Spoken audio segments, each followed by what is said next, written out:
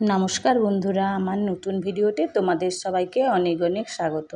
তো দেখো, কাল রাত্রে কিন্তু প্রচণ্ড পরিমাণে বৃষ্টি হয়েছিল। তো তাই ভাবলাম বৃষ্টির দিনে তো একটু খিচুড়ি বানালে কেমন হয়, তাই খিচুড়ি বানাবো।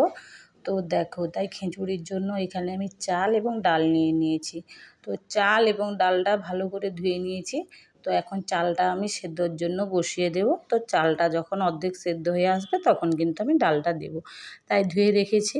তারপরে দেখো, চালটা আমি সেদ্ধ বসিয়ে দিয়েছি। তারপরে এখানে বসেছি কিন্তু আমি সবজি কাটতে। দেখো, আলু, টমেটো, এটা হচ্ছে মটরশুঁটি, গাজর, বিনস এবং ফুলকপি।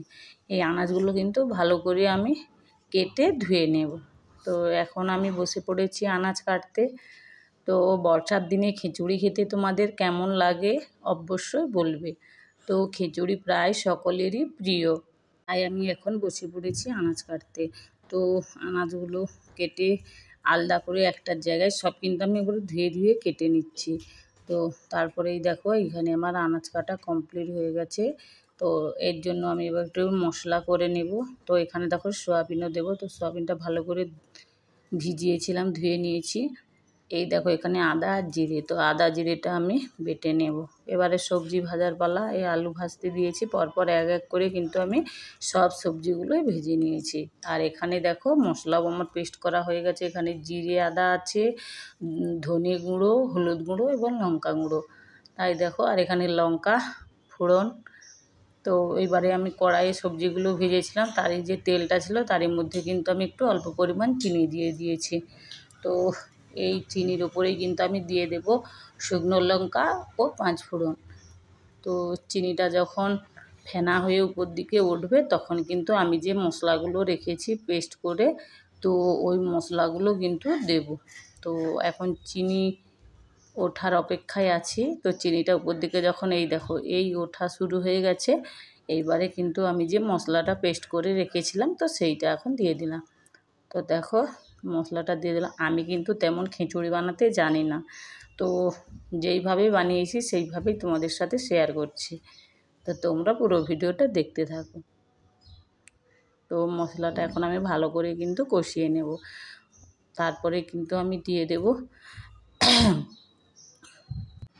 তারপরে দেখো, এই যে মশলাটা আমি ভালো করে এখন কষিয়ে নিচ্ছি আর দিয়ে দিলাম টমেটো কুচি।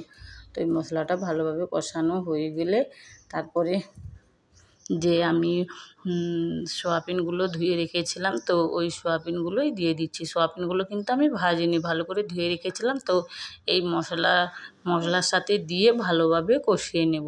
তারপরে দেখো, যে আমি সবজিগুলো ভেজে রেখেছিলাম তো এই সবজিগুলো দিয়ে দিচ্ছি। তো কিন্তু তার আগে থেকেই কিন্তু আমার চাল আর ডাল একসাথে সেদ্ধ হয়ে আছে। তো এখানে আমার কাছে তো বড় জায়গা নেই, ছোট জায়গা। তো ছোট জায়গার মধ্যে তো সব কিছু দিলে হবে না, তার জন্যই আমি কিন্তু আগে থেকে চাল আর ডাল একটা জায়গায়, ওই দেখো পিছনে দেখা যাচ্ছে লকিটা, ওর মধ্যে কিন্তু আমি চাল ডালটা সেদ্ধ করে রেখেছি।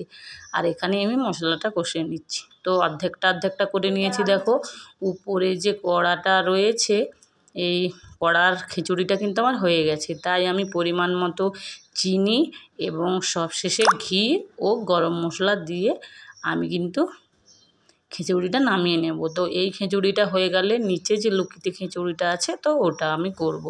তো একটা জায়গাতে হবে না বলে আমি কিন্তু অর্ধেকটা মশলা কষিয়ে নিয়ে ভাগ করে নিয়েছি। তো দেখো, কড়ার খিচুড়িটা আমার একদম কমপ্লিট হয়ে গেছে। তারপরেই কিন্তু কড়াটা নামিয়ে দিয়েই কিন্তু আমি দেখো এই লকিটা বসিয়ে দেব। তো বড় জায়গা নেই বলেই আমাকে কিন্তু এইভাবে করতে হয়েছে। তোমাদের বড় জায়গা থাকলে একসাথেই করে নেবে। তো এই খিচুড়িটা আমি এবারে নামিয়ে নেব। খিচুড়িটা কেমন হয়েছে অবশ্যই তোমরা বলবে। তো দেখো, ওখানে কিন্তু আমি কড়াইয়ে খিচুড়িটা নামিয়ে রেখে দিয়েছিলাম। তো দেখো খিচুড়িটা কেমন লাগছে, ফাটাফাটি একদম। তো তারপরেই আমি লকির খিচুড়িটা বসিয়ে দেব।